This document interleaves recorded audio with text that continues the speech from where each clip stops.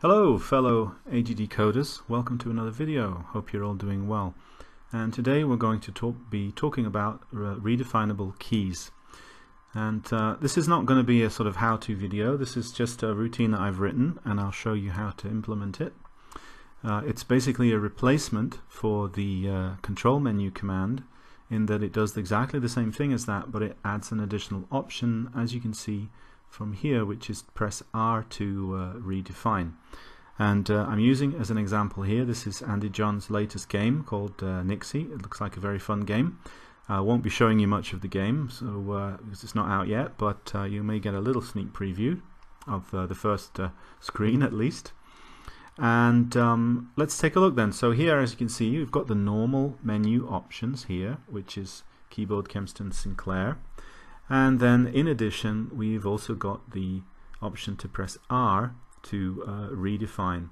So this is called from the usual place, from the start menu, and here you go, you can see. And here is the extra redefine. So when you call this, as you can see, it brings up a little icon here for right, left, up, down, fire, and the last one here is actually for music. So you can basically choose whichever one that the player can choose, and here we are in the game.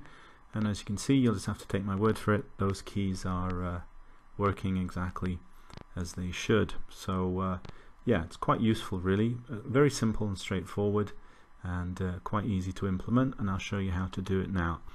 So of course this does involve the dreaded assembly code, but it's not something you need to know too much about. For those of you that are interested, I'll make the source available, of course, if you want to play about with it or adjust it. But essentially, this is something that is loaded into the character set. So we are going to have to sacrifice some characters. As you can see here, it actually goes from exclamation mark all the way across to 0 over here. So it does take up quite a few characters, but there are quite a few unused characters still. As you can see, Andy has made use of those down here, and there's a few spare ones there that you can also make use of. So I think for most of you, you'll be able to manage with the code in here. It is possible to move it. You could move it, for example, just after the Z if you wanted to do that, and it's also possible to put it higher in memory as well if you know what you're doing. So yeah, those options are still available. So the first thing we would do is define a set of blocks. So let me just adjust the camera here a little bit. And yeah, we'll basically create a set of icons, one for each key that we want to redefine. The reason I went this sort of route was obviously, depending on your game, you'd want to customize your icons so that they matched your game and sort of blended in a little better and looked a bit more professional. So you can define them here and you can change them to whatever you want. They have to be in the correct order, of course. Key 0, the first one needs to be right, and then left, and then so on. And the only thing you have to do is make a note of which block you start with. You can start anywhere, so you can put it into your game, create the blocks.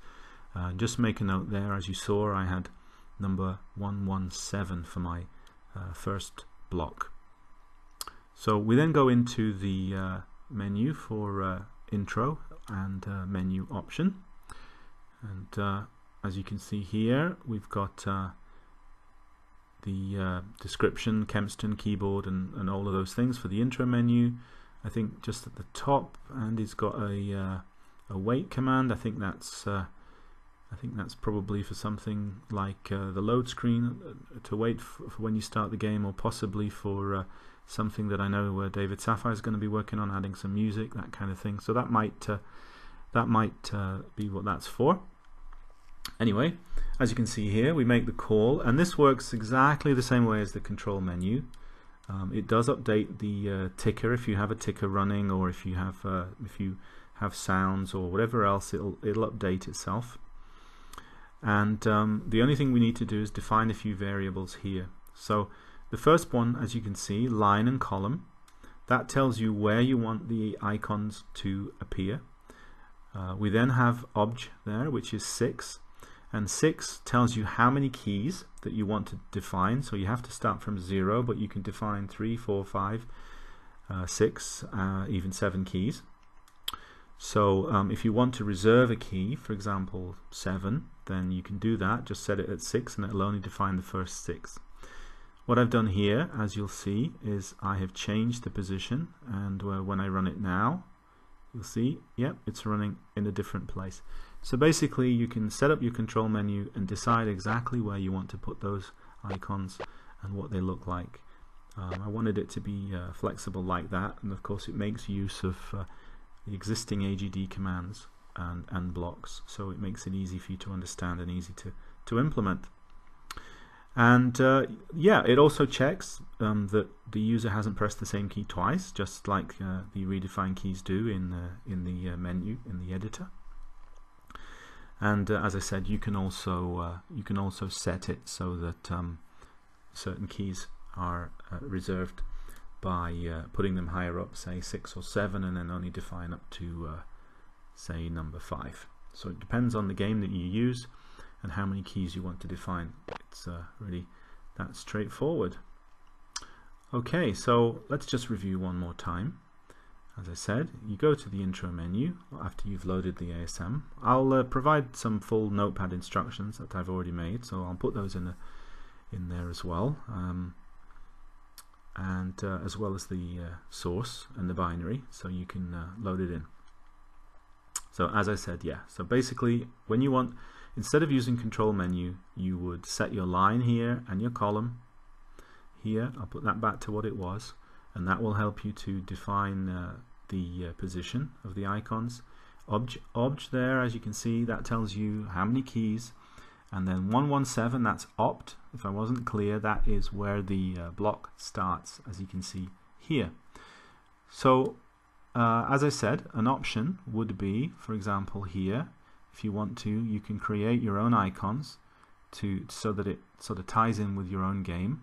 You can choose your colors and you can choose the shape of the icons that you want to use. So therefore, you know, if you have a fire key or something else, you want to use an icon for that, then it's quite easy and straightforward. To do that, I'm just going to put a different arrow in here like this, and as you can see, if you want, you can change the color. And another thing you can do, of course, if you want, you could change the flash option like that, and that's not a bad thing if it suits your game, because obviously when you go into a game like this and you redefine the key there, you can see it's flashing and it kind of gives the player an indication to press something. And as you can hear, I've also added a little blip that also tells the player that it's working. So yeah, that's pretty much it. I'll make a post about this on the Facebook page as well. I'll make the source and the binary available, as well as a little instruction which goes through pretty much what I've already said. But hopefully for some of you this is going to be quite useful. I know it's been something that a lot of people have been asking about, and something that actually works in game and sort of in editor, easy for beginners and so on to implement.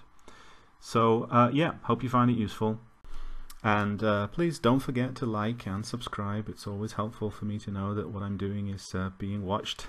And yeah, so as always, keep enjoying the spectrum, keep enjoying AGD, and happy coding. Thanks a lot. Bye bye.